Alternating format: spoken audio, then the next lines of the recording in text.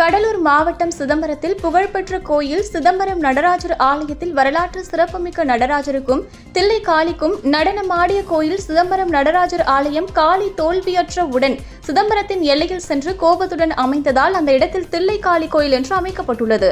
இது சுமார் 2000 ஆண்டுகளுக்கு முன்பு உள்ள கோயிலாக கருதப்படுகிறது. இந்த கோயில் ஆண்டாண்டு காலமாக வெள்ளிக்கிழமை ராகு காலத்தில் 10:30 12 மற்றும் ஞாயிற்றுக்கிழமை 4:30 6 மணி அளவில் மக்கள் அதிக அளவு கோவிலுக்கு வருவார்கள்.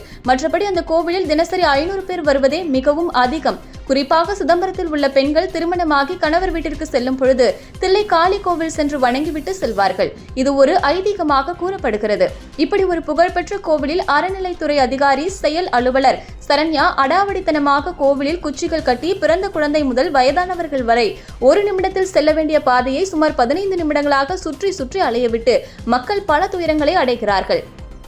இதை பற்றி கேட்டால் நாங்கள் அப்படித்தான் செய்வோம், இது அரசு கோயில், உங்களால் என்ன செய்ய முடியுமோ செய்து பாருங்கள், எங்களுக்கு பொதுமக்கள் களி கட்டி விடுங்கள் என்று சொல்கிறார்கள். சரி, அதை பற்றிய புகார் இருந்தால் தாருங்கள் என்று கேட்டதற்கு பத்திரிகையாளர்கள் உங்களிடம் தர முடியாது என்று இருமாப்பாக கூறுகிறார். இதற்கு முன்பு பல ஊர்களில் இதேபோல் பிரச்சனைகள் செய்ததால் அங்கிருந்து டிரான்ஸ்பர் ஆகி தற்போது சிதம்பரத்தில் உள்ளார்கள்.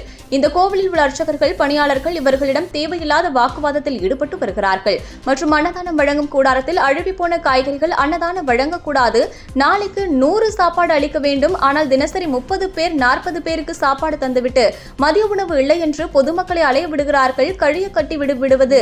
அதில் செல்பவர்கள் எல்லோருமே ஏழை மக்கள், வசதி உள்ளவர்கள் வந்தால் தனியாக அழைத்து சென்று அதற்கான பணத்தை தனியாக வாங்கிக் கொள்வதாகவும் கூறப்படுகிறது. தற்போது இலவசம் என்று அறிவித்துவிட்டு மிக விரைவில் கட்டணமாக உயர்த்தப்படும் என்று கூறப்படுகிறது.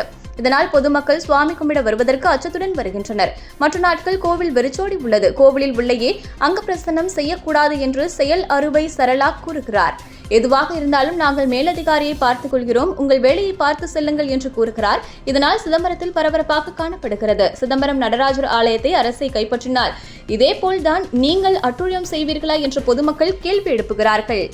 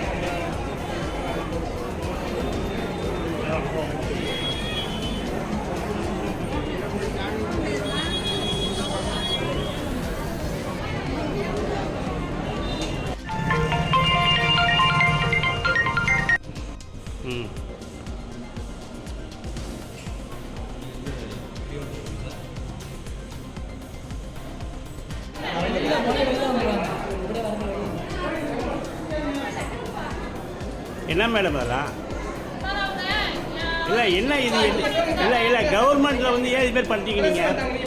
இல்லை எதுக்காக இது மாதிரி கட்டிக்கிட்டு நிற்கிறீங்க?